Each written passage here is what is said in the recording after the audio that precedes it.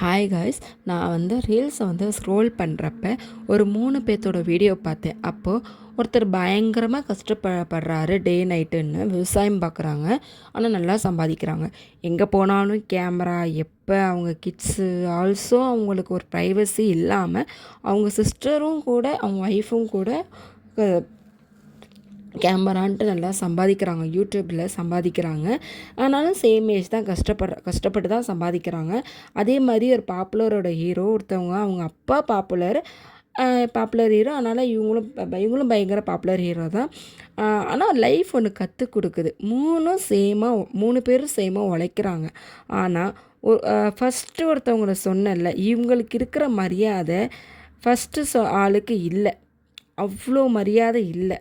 உழைக்கிறவங்களுக்கு மரியாதை இல்லை, காசுக்கு தான் மரியாதை.